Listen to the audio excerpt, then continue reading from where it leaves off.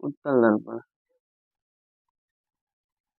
पढ़ाई का है कि उत्तल दर्पण या अवतल दर्पण में जो चिन्ह परिपाटी होते हैं, मतलब कहाँ पे एफ का मान प्लस हुई, कहाँ पर एफ का मान माइनस हुई, कहाँ पे यू के मान प्लस हुई, कहाँ पर यू के मान माइनस हुई। तो अगर उत्तल ई का हो, कौन सा दर्पण होगा? उत्तल दर्पण। और इधर का हो, ई का कहा जी? अवतल दर्पण। ठीक। इधर यहाँ का हो, वक्रता केंद्र, यहाँ पे फोकस दूरी, और इधर का होगा मुख्य फोकस, और यहाँ पर वक्रता केंद्र। इसको समझने से पहले बेसिक सा रूल ये है इसके लिए कि आप लोग पढ़ा है निर्देशांक ज्यामिति, पढ़े हैं? निर्देशांक ज्यामिति में क्या होता है, इसको क्या कहेंगे? ये है एक्स अक्ष और ये क्या है? वाई अक्ष। ठीक। इधर वाले को कहते हैं एक्स अक्ष का प्लस वाला सिरा, इसको क्या कहते हैं? एक्स अक्ष का माइनस वाला सिरा। ये क्या है? वाई अक्ष का प्लस और ये है वाई अक्ष का माइनस। हमें अभी ये वाला देखो, ये वाला लाइन कहाँ है? एक्स अक्ष पे है ना, तो हमें सिर्फ ज्यादा फोकस करना है एक्स अक्ष पे। इधर इसको क्या कहेंगे? मूल बिंदु। और इसके इधर 1 2 3 कुल मिलाकर के इधर जितना भी होगा ये क्या होगा? प्लस होगा, और इधर क्या होगा? माइनस होगा। समझ में आई? अगर किसी अवतल या उत्तल दर्पण को सपोज करो, उत्तल दर्पण, उत्तल दर्पण इधर है, यहाँ पे ऐसे बना दिया जाए, ऐसे तो बनेगा। और उत्तल दर्पण इसको यहाँ पे रखो, तो अब बताओ इसकी फोकस दूरी किधर है?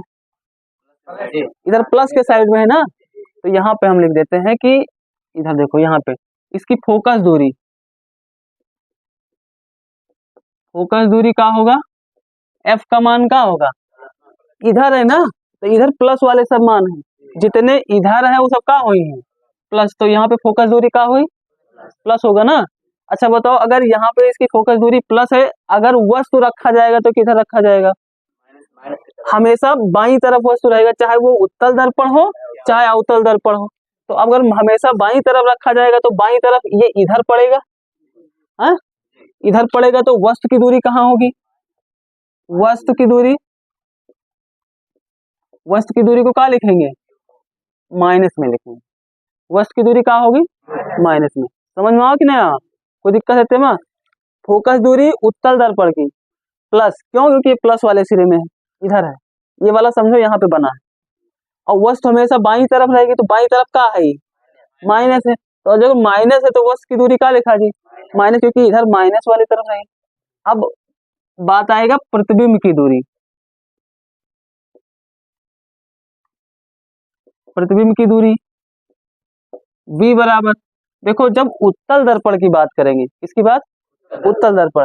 तो हमेशा उत्तल दर्पण में दो ही कंडीशन है, एक दोनों के दोनों कंडीशन में प्रतिबिंब इधर बनता है, या तो उसके फोकस पे बनेगा, कहाँ पे बनेगा? फोकस पे बनेगा, और या तो उसके ध्रुव और फोकस के बीच में बनेगा। दो ही टाइप के प्रतिबिंब उत्तल दर्पण में बनते हैं। तो अब जब प्रतिबिंब बनेगा तो हमेशा किधर बनेगा? धनात्मक साइड में, इधर एक्स अक्ष के प्लस वाले सिरे की तरफ।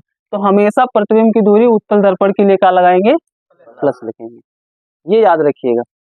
समझ में आए थे ना? कोई दिक्कत है किसी को? ठीक। अब इसको अगर हम मिटा दें,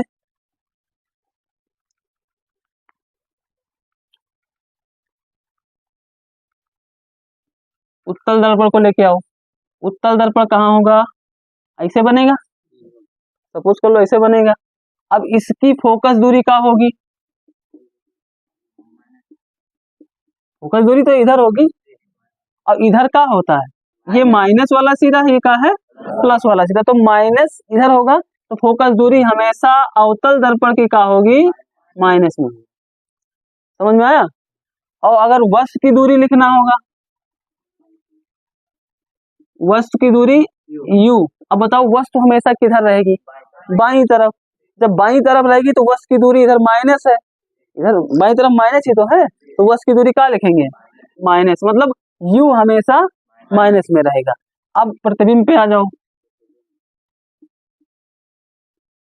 प्रतिबिंब के लिए दो कंडीशन बनेंगे यहाँ पर, एक बनेगा वास्तविक, एक होगा वास्तविक, और दूसरा क्या होगा? आभासी।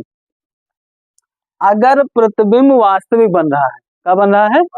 वास्तविक बनेगा। तो हमने प्रतिबिंब बनना जब सिखाया था तो सिखाया था कि हमेशा प्रतिबिंब वास्तविक वाले इधर बनते हैं, चाहे वो उल्टा बने चाहे कैसा भी बने, लेकिन हमेशा इधर ही बनेगा। समझ में आया? तो जब इधर रहेगा तो जब वास्तविक बनेगा, इधर वाला क्या बनता है? वास्तविक। और जब वास्तविक बनेगा तो इधर माइनस रहेगा। समझ में आया?